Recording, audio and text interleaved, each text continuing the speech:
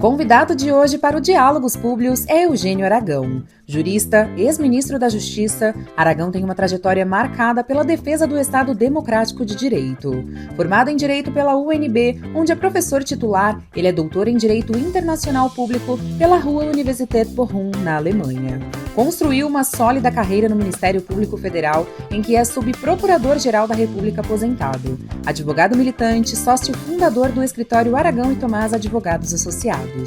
Em 2016, assumiu o Ministério da Justiça no governo Dilma Rousseff, período em que enfrentou desafios políticos e institucionais intensos. Sua trajetória intelectual, acadêmica e jurídica o consolida como uma voz respeitada no debate sobre direitos fundamentais, gestão pública e políticas públicas. Hoje, vamos discutir sua visão sobre democracia, política, justiça, Ministério Público e os desafios do Brasil. Sejam bem-vindas e bem-vindos ao Diálogos Públios. Hoje, com muito prazer e uma honra muito grande, recebemos aqui o doutor Eugênio Aragão para uma conversa, enfim, sobre diversos temas aqui de interesse do funcionamento do Estado brasileiro e da democracia. Ô ministro, é um prazer, muito obrigado por nos receber aqui hoje. E eu já gostaria de passar a palavra já com uma pergunta. Ô ministro, nos últimos anos a gente assistiu um protagonismo de procuradores da República, de juízes, de promotores de justiça, juízes federais, estaduais, que de alguma forma impactaram na estabilidade e na governabilidade, não só no âmbito da União, mas em estados e muitas vezes em municípios, né? Como que o ministro, né, desculpe falar assim, mas eu chamo de doutor, mas também me lembro de ministro, né, ministro da Justiça, como que o doutor pensa essas questões, esses problemas, como compatibilizar, né, a necessidade de responsabilização com a segurança jurídica?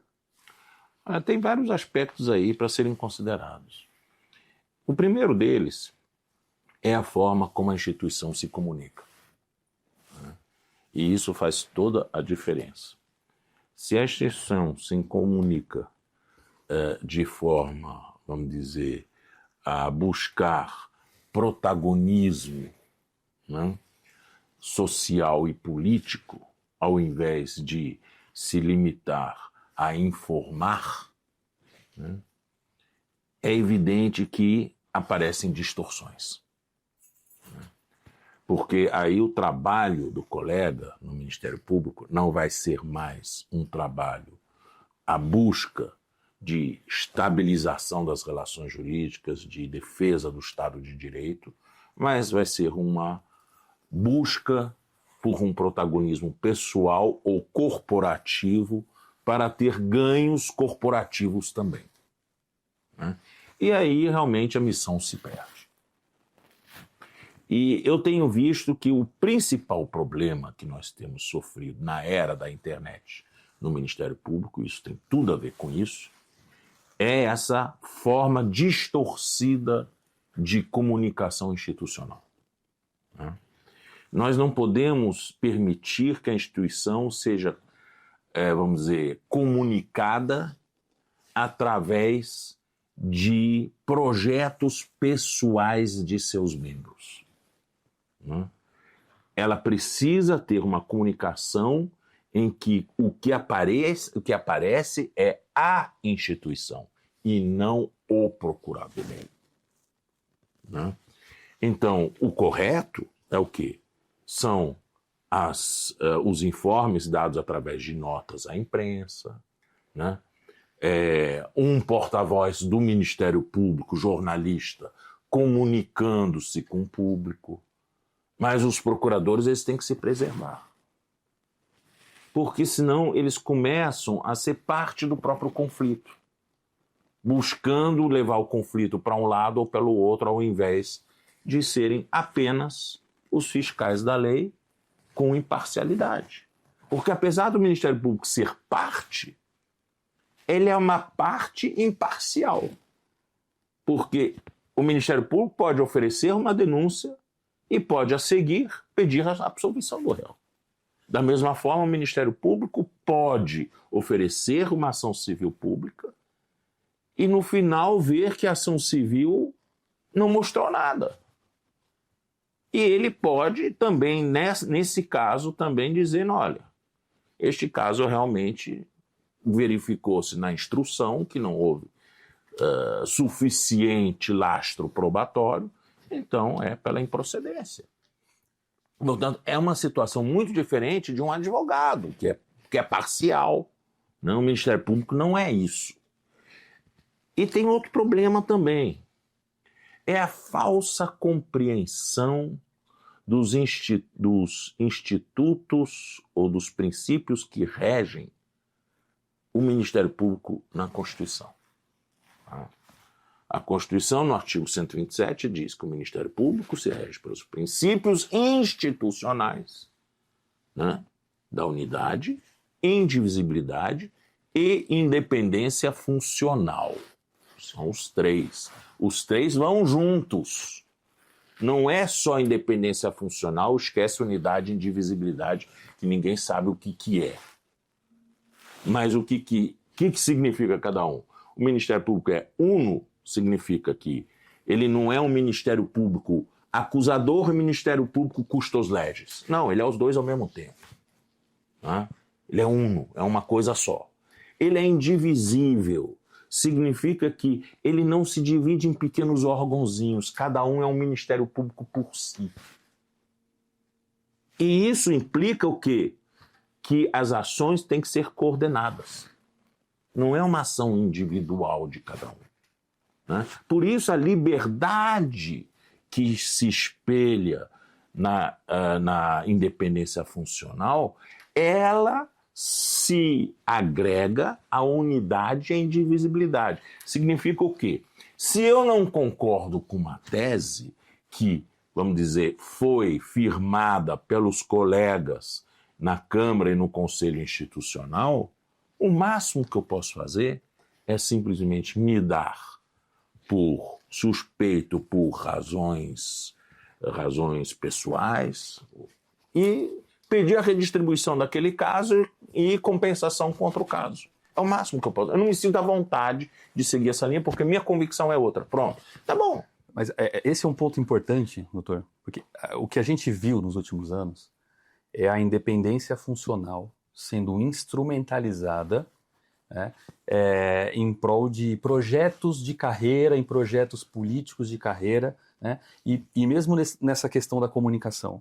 A gente observou por um bom tempo, e agora existe o Código de Ética do Ministério Público, que o CNMP regulamentou, trazendo diretrizes para a atuação dos membros, a aparição dos membros nas redes sociais. A gente viu, por um bom tempo, promotores, procuradores da República, né, falando aqui só do Ministério Público, confundindo a opinião pessoal dele com a do órgão. Verdade. O cidadão ele não consegue diferenciar o que é a posição do órgão, porque aquele membro ele se apresenta como procurador da República, da posição pessoal do procurador. Então, a gente viu então a política sendo feita também na era das redes sociais, nas redes sociais, né, e essa instrumentalização política de uma prerrogativa. E é nesse ponto que eu queria já fazer a próxima pergunta. Como que a gente pode pensar, né? O CNMP tomou providências e o próprio Código de Ética está aí hoje. O que a gente pode pensar, como a gente pode pensar para trazer mais estabilidade para as relações jurídicas aqui, para a atuação do Ministério Público, para que ele cumpra seus objetivos oficiais conforme a Constituição?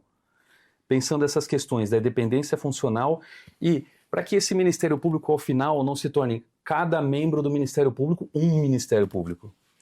Olha, em primeiro lugar, vamos voltar para a independência funcional.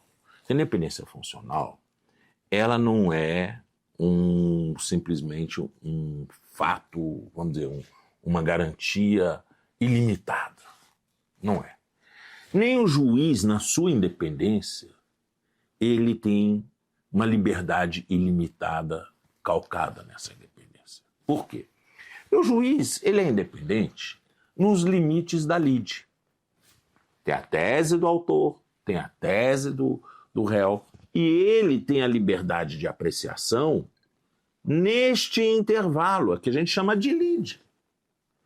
Ele não pode ir, né, ultra petita, e também os réus não se satisfazem, as partes não se satisfazem com citra petita. ele tem que estar dentro da lide. É ali que ele exerce a sua independência, o juiz, na apreciação da lide. Já o Ministério Público não. Porque o Ministério Público, ele que compõe a lide. Então ele não tem uma lide posta, ele que põe. Ele é autor. Então ele que diz até onde vai a lide. Então, é claro que a independência dele é de outra natureza que a independência do juiz. Não é a mesma coisa.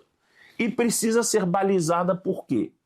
Pela unidade e pela indivisibilidade. Ou seja, precisa ser balizada pela coordenação. O membro do Ministério Público ele não pode se transformar numa metralhadora giratória que sai cuspindo bala para tudo que é canto. Ele tem que ter foco e tem que ter direção. E isso quem faz no Ministério Público? As câmaras de coordenação e revisão. Então, mecanismos para botar as coisas no lugar existem.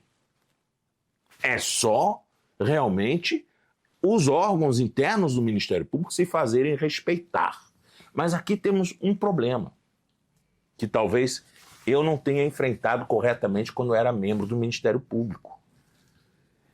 Que quem normalmente chega aos píncaros da carreira quer ser eleito para os cargos como de conselheiro do Conselho Superior, quer ficar na nata. E para isso eles precisam de quê? De voto. E o eleitorado? É quem? São os coordenados. Então isso faz com que eles estejam vendidos. Eles simplesmente não podem exercer sua livre e sã consciência de coordenadores porque eles têm medo de desagradar colegas. E aí se constrói uma certa cumplicidade dos órgãos de coordenação com os coordenados, né? Dos órgãos de correção disciplinar com os disciplinados. Isso a gente vê demais. Quer dizer, a arquitetura do Ministério Público, a chamada democracia interna, ela leva a isso.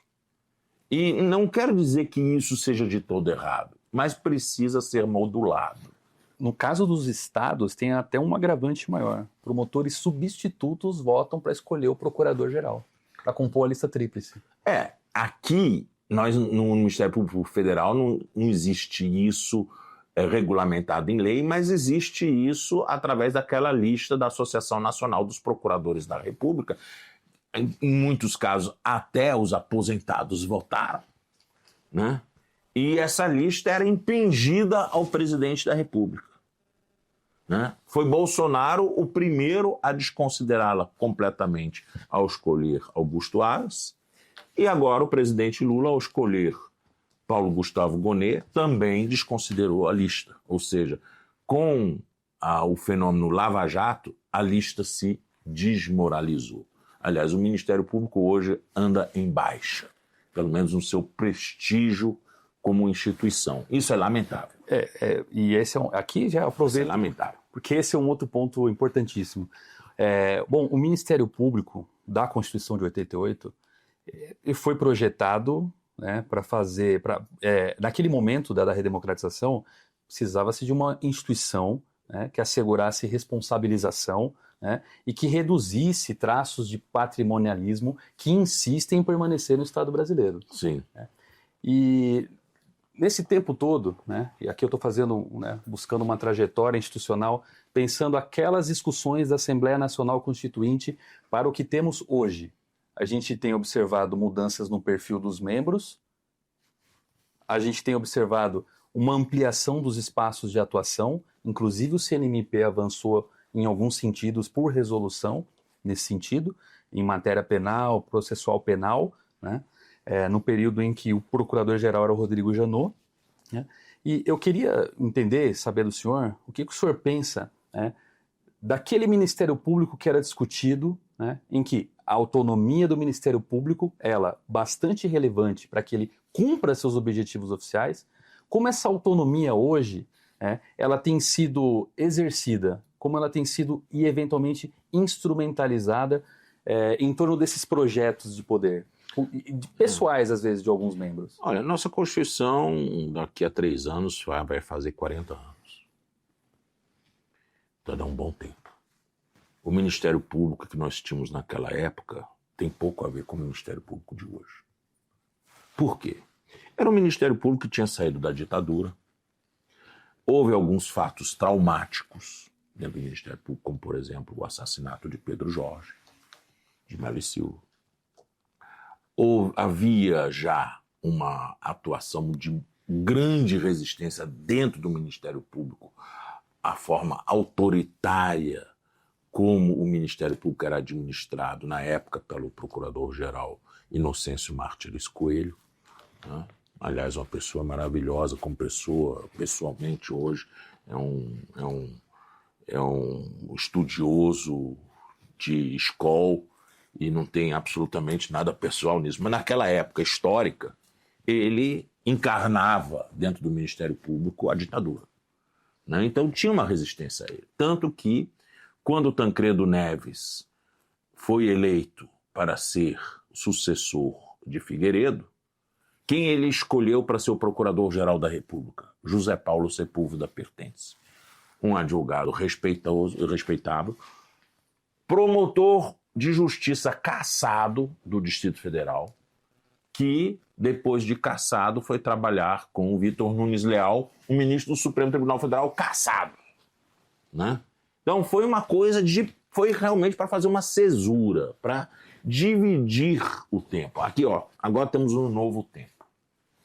E José Paulo Sepúlveda Pertence foi o grande arquiteto, juntamente, claro, com a ANPR da época, foi o grande arquiteto desse novo Ministério Público, né? Na Constituinte, que quem assessorava o Procurador-Geral na Constituinte era o Dr. Álvaro Augusto Ribeiro Costa, que depois veio a ser AGU do presidente Lula no primeiro governo, né? Então, mas ali o Ministério Público era desse tamanho. Nós não éramos mais do que 200 e poucos membros no Brasil inteiro. Todo mundo se conhecia pelo nome. Era algo que era perfeitamente governável e controlável. E ainda assim havia algumas pessoas com suas idiosincrasias, mas, no geral, era um corpo bastante uniforme. Apesar de haver 2 grupos ali, os que apoiavam o pessoal da ditadura e os novos que vieram com José Paulo Sepúlveda Pertence, né? Mas hoje é diferente. Hoje nós tivemos vários concursos públicos em que às vezes são aprovados 130 candidatos. Cresceu imensamente, principalmente com a interiorização da Justiça Federal, cresceu imensamente o Ministério Público, e virou hoje, vamos dizer, um universo muito mais difícil de ser governado. Você não conhece mais as pessoas pelo nome, né? Então, isso muda a natureza do Ministério Público. Você agora tem que ter algum tipo de controle ou de governança interna que seja, vamos dizer, que enfrente essa massificação da carreira, né? Isso é um problema. Aliás, um problema que também a advocacia enfrenta. A advocacia hoje é massificada, né? Hoje as eleições para presidente da OAB, para a seccional da OAB, para as chapas, é uma eleição em que a gente sabe que a propaganda, a forma como se lida, é como se fosse numa eleição normal, né? A propaganda para tudo que é canto, antigamente não tinha nada disso. A eleição de OAB era uma coisa muito discreta. Hoje não, o pessoal bota dinheiro em campanha, né? Então isso mudou, nós temos um crescimento muito grande do judiciário e é claro que os mecanismos precisam mudar, não pode ser a mesma coisa. Continuando aqui a questão de pensar mecanismos de controle democráticos, né, sobre órgãos de controle e especificamente no caso do Ministério Público, o CNMP nesse ano completa 20 anos da sua criação, né? Houve uma série de avanços, né, na atuação do CNMP, em questões como transparência, por exemplo, né? Mas também há outros pontos em que a sociedade brasileira ainda encontra dificuldade de entender o que faz o próprio Ministério Público, né? E o próprio CNMP, muitas vezes, ele ainda é um pouco opaco. O que eu quero dizer com isso? Alguns dados são de difícil acesso, né? Mesmo para pesquisadores experientes, para jornalistas, né? Como que a gente pode pensar mudanças nesses mecanismos de controle que existem, como o senhor bem ressaltou? As câmaras de revisão estão aí, as corregedorias internas, os conselhos superiores e, no caso do Conselho Nacional. Como que o senhor pensa esse quadro, né, esse desenho institucional e o que seria possível de fazer?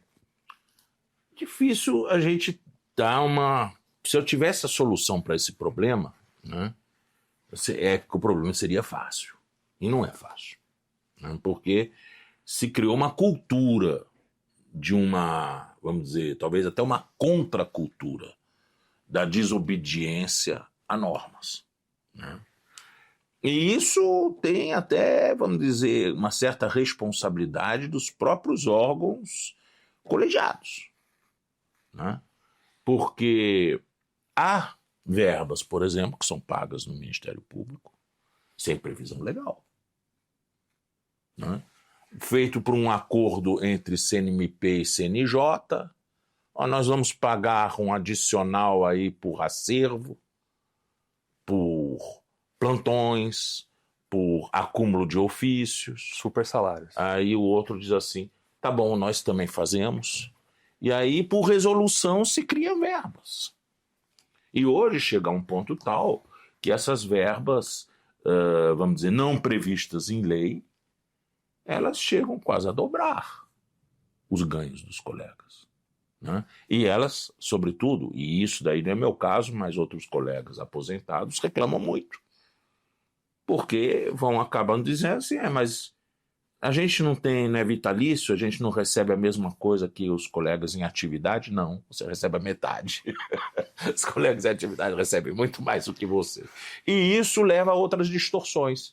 Pessoas que rigorosamente poderiam e talvez até devessem se aposentar pelo avançado da idade, porque a idade pega as pessoas de modo diferente.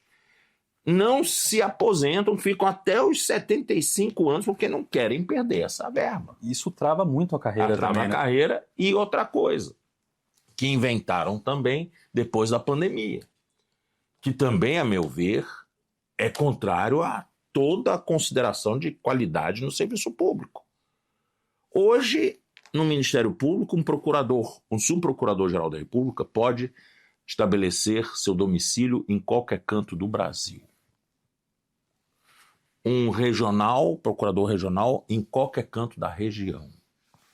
E um procurador da República lotado no Estado, em qualquer canto do Estado. Isso significa que as repartições mesmo estão vazias. Porque todo mundo faz home office. E os subprocuradores gerais, eu acredito todos eles recebem de uma cota de passagem anual para eles poderem circular entre o seu domicílio, onde eles realmente moram, e a sede do trabalho. Onde eles vão oficiar. Aí tem algumas distorções nisso. Primeiro que as partes passam a ter dificuldade de falar com eles. Eles dizem, mas pode fazer por videoconferência. Não é a mesma coisa. O advogado sabe perfeitamente que tem uma diferença enorme entre despachar ao vivo e despachar por videoconferência. Uma audiência presencial e virtual. É completamente diferente, né? Então, tem esse problema. Em segundo lugar, há outro tipo de distorção. É que hoje todo mundo, antigamente, os mais novos, às vezes tinham mais chances de ascender na carreira, porque muita gente desistia de, por exemplo, vir para Brasília, ou alguém lá no estado, numa cidade menor, ir para a capital, ou alguém de um estado que não é sede do regional, ir para a sede do regional. Então, essas maiores dificuldades de mobilidade faziam com que muita gente não quisesse ser promovido. Quer dizer assim, eu vou receber 5% a mais para meus filhos terem que mudar de escola. Melhor permanecer ali. Eu vou ficar aqui, não quero. E isso fazia com aqueles que tinham mais, vamos dizer, elasticidade para se mobilizarem, pudessem ser promovidos mais rapidamente. Hoje não. Hoje a carreira estagnou. Que todo mundo quer ficar até os 75 anos e todo mundo quer promoção. Então, isso gerou um problema. Tá? Gerou um problema de calcificação da carreira. Né? E, ao mesmo tempo, não faz sentido que a União pague recursos vultosos na manutenção dessas sedes se os colegas ficam em casa, com assessores, secretários e salas, né? Muitas vezes alugadas nos estados. Não tem sede própria em muitos estados. E isso, qual é a utilidade disso? Então vamos fazer espaços de coworking. Já que é assim, já que você não vem toda hora no seu gabinete, você vai ter um espaço de coworking. Você diz, olha, um dia tal eu estou indo para Brasília. Tá bom, a gente vai reservar uma sala para o de coworking para o senhor. Você vai ter uma sala lá, tá aqui a chave, quando você voltar você entrega lá no balcão a chave. Vai sair bem mais barato. E os assessores? Assessores vão ficar num pool de assessores. Já que é assim, vai ter um pool de assessores. Você tem um processo que você quer que ajude na pesquisa e tudo mais, faz desse jeito. E muda. Já que é assim, então vamos reduzir despesa. Porque não faz sentido manter todas as estruturas para as pessoas não irem. Eu vou hoje na Procuradoria-Geral da República, no prédio. Está vazio. Está vazio. E ainda tinha isso. Muitos colegas sequer iam para as sessões. O doutor Paulo Gustavo Gonet, ele deu uma chamada nos colegas. Mas tinha muito colega que não ia para a sessão no tribunal. A cadeira do Ministério Público ficava vazio. Estava ele lá, no videozinho lá em cima. Que eu acho, sinceramente, um desrespeito. Um desrespeito até ao tribunal. Porque se os ministros estão todos lá, como é que a cadeira do Ministério Público lá está vazia? E aí o Ministério Público, ele mesmo não se valoriza. Porque na hora que vem o 5º Constitucional, aí o Ministério Público Federal quer participar. Não, nós temos que estar na lista. Mas por que você vai estar na lista se você entra aqui, entra mudo e sai calado? Não participa dos debates. E sequer está presente aqui. Qual é o amor que o TSTJ tem que ficar cultivando por esse Ministério Público omisso e ausente? E às vezes eu já ouvi isso, pareceres curtos, repetidos, aquelas chapas, sim, modelos. Mas hoje, ainda bem que hoje nós temos, vamos dizer, um token no Ministério Público que exige biometria. Então, na hora de você assinar, você tem que mostrar, vai para o celular e ele vê a sua cara. Então, só aí que assina. Porque, senão, seria até um estímulo de você deixar o seu token com o servidor e o servidor ia assinando os seus processos. Não é mais tão simples assim. Hoje não dá mais para fazer isso. Não sei se alguma vez alguém fez, mas hoje não é mais possível. Então, certo, claro, existem sempre uns controles que são adicionados. Mas a verdade é que hoje nós estamos numa nova fase, vamos dizer, de funcionamento do Ministério Público que precisa ser repensado. Porque já que é assim, vamos reduzir os gastos. Voltando, ministro, eu insisto em um ponto. Os mecanismos de controle, eles existem. Existem. Corregedorias, a Corregedoria Nacional. Existem. Mas elas são ineficientes. Operam de diferentes formas e muitas vezes deixam a desejar. Né? Como que a gente, eu falo aqui enquanto sociedade, como que o cidadão, como que as pessoas, a sociedade civil organizada, enfim, como que o cidadão, ele tem quando ele tem esse contato com o Ministério Público, em muitos lugares ele vai ser recebido pelo assessor, pelo técnico, e não tem contato direto com o membro, que não está no local, por exemplo. Né? Esse cidadão, às vezes, ele pode provocar a corregedoria, como ele pode provocar o CNMP. Né? Muitas vezes o que acontece, o que os estudos, né, que se dedicam a esse tema dizem, que o CNMP ele tem cada vez mais sido capturado pelos interesses corporativos dessas carreiras, né? Digo, no âmbito da União e dos estados. E isso também se replicaria no CNJ em relação à justiça. Menos. O que o senhor pensa a respeito? Menos. O CNJ é menos propenso a corporativismo. E, aliás, corta muito mais na própria carne do que o Ministério Público. Por quê? Porque o judiciário, diferentemente do Ministério Público, ele tem uma cultura verticalizada. Né? Um juiz respeita o desembargador. E o desembargador respeita o ministro. E o ministro respeita o seu presidente. Então, existe uma verticalização. No Ministério Público não existe, não. O Ministério Público muitas vezes é casa da da mãe Joana. Tá? Porque você vai naquelas listas de discussão de membros do Ministério Público, rapaz, é uma esculhambação. Quem acabou de chegar já... Olha aqui, mas é casa de doidos.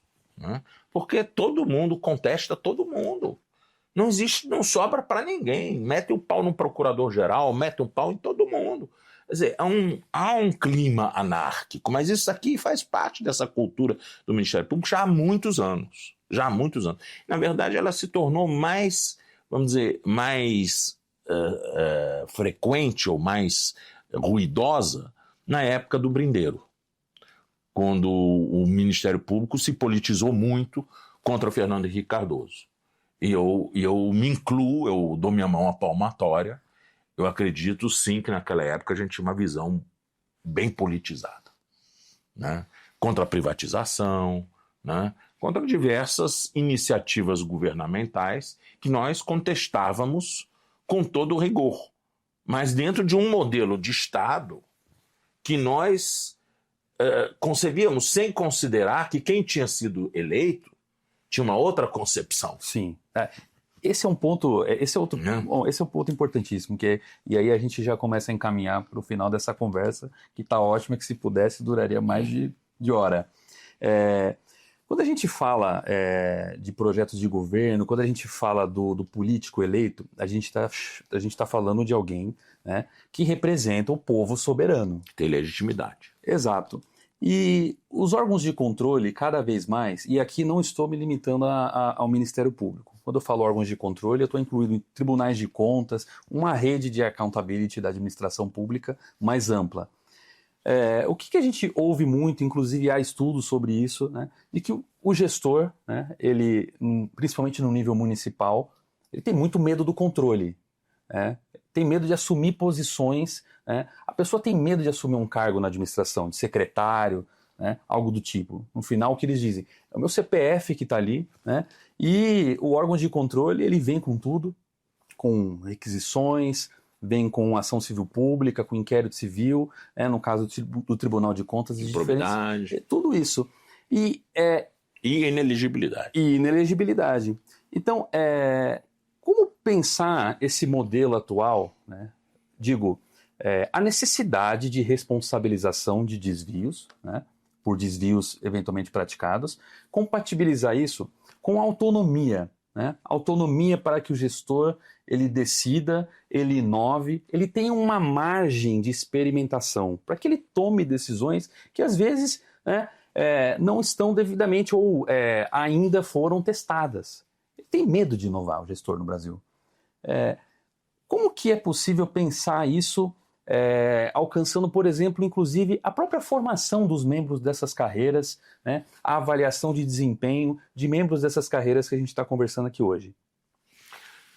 Aí nós vamos lá para o pomo de Adão e Eva, né, porque a gente tem que ir lá pela própria formação dos nossos colegas, como é que eles são admitidos no nosso sistema de concurso, que é extremamente falho, ele não avalia equilíbrio, não avalia caráter, ele avalia conhecimento instantâneo, né? O sujeito vai para um cursinho, decora, sabe como é que o examinador pensa sobre determinado assunto e repete aquilo, né? Então, isso já é um problema. Nós precisamos de um sistema em que haja uma avaliação no curso de um processo de pelo menos um ano, em que você vai conhecendo a pessoa, ou seja, as escolas superiores têm que ser parte desse concurso. Ou seja, você tem que ir para uma escola superior, as notas que você vai receber nessa escola superior é que vão te habilitar a ser nomeado ou não ser nomeado. Antes do vitaliciamento, inclusive. Não, antes do vitaliciamento não, antes da nomeação. Antes da nomeação, você vai fazer uma prova de admissão para a escola. Você vai ser aluno da escola. E como aluno da escola, você vai seguir um currículo. E você vai ter nota nessa escola. No final, você vai fazer um exame final dessa escola. E isso é o seu concurso. E a partir daí você é admitido ou não é admitido. Porque aí você conheceu a pessoa ao longo de um processo. E não aquela fotografia instantânea que você não sabe se a pessoa é uma pessoa sensata ou não é sensata. Porque tem gente que não é sensata. Tem colega que em município que quer fazer as escolhas de políticas públicas no lugar do prefeito. Olha, se você não colocar um parquinho de crianças ali, eu vou entrar com uma ação de improbidade contra você. Aí o cara diz, bom, quem tem que fazer a escolha sou eu fui eleito para isso. Tem prefeito que diz que a agenda dele é controlada pelo... Exatamente. Isso é ruim. E por outro lado, nós temos do outro lado, dos prefeitos e dos gestores municipais, um outro problema. A grande maioria deles é completamente, vamos dizer, jejuna em normas de contabilidade pública e de gestão. Aí aqui a gente está falando de baixa capacidade estatal. Então, juntou, na verdade, a fome com a vontade de comer. Né? Porque a maioria não sabe sequer como fazer um empenho, não sabe o valor de um empenho. Responder um ofício. Responder um ofício. Então, aí nós temos um problema, muitas vezes, que é de desconhecimento das rotinas e de como se aplica o dinheiro público. Eles não sabem. E aí, claro que vem o Ministério Público e aí sapateia. Né? Então, precisamos dos dois. Nós precisamos investir mais em capital humano nos municípios e precisamos também de um Ministério Público que seja, vamos dizer, formado por pessoas que tenham passado por um processo de uniformização de suas atitudes. Não pode ser essa coisa, tem um promotor doidão e tem um promotor gente boa. Não pode ser assim. Tem que ter um promotor. E o promotor tem que obedecer protocolos. E esses protocolos têm que ser respeitados. Tem que ser previsível. Né? Exatamente. E aí as coisas mudam, porque é muito ruim. Você vê hoje, o que mais tem é político respondendo a ação de improbidade. Isso virou uma panaceia. Né? Nós mesmos aqui temos vários clientes e políticos que respondem, mas você vê muitas vezes, é falta de conhecimento. Às vezes é um erro grosseiro. E não há dolo muitas vezes. Ainda bem que a lei mudou agora, a lei de improbidade, pelo menos hoje ficou muito mais claro de que tem que haver dolo, sem dolo não há improbidade. Né? E isso aí, enfim, é uma mistura explosiva. Né? Então você não tem só que mexer no Ministério Público, você também tem que mexer na administração pública. Sim. Né? Porque essa mistura é muito explosiva. Eu conheço de várias pessoas que dizem, você gostaria de pegar um cargo no governo, por exemplo, o governo Lula começou disso. Eu de jeito nenhum, eu vou sair desse governo, aí eu vou sair com um monte de ação de improbidade pelas costas, eu não quero não. Já ouvi isso muito. E político precisa da probidade porque uma ação dessa acaba com a carreira dele, ele se torna inelegível. Não só a reputação, como a carreira política dele. Exatamente. Ministro, de novo, ministro, né? Me confundo. Doutor Eugênio, foi assim um prazer enorme te ouvir. Gostaria de continuar essa conversa. Tá? Agradeço muito a oportunidade de te ouvir, de participar aqui, né, do episódio. E até uma próxima oportunidade, espero que em breve. Estou à disposição, eu também gostei muito. Acho que esse tema ele dá muito pano para manga. Tá ótimo. Então, ficamos aqui, encerramos nesse momento esse episódio excelente aqui com o Dr. Eugênio Aragão para a Diálogos Públicos.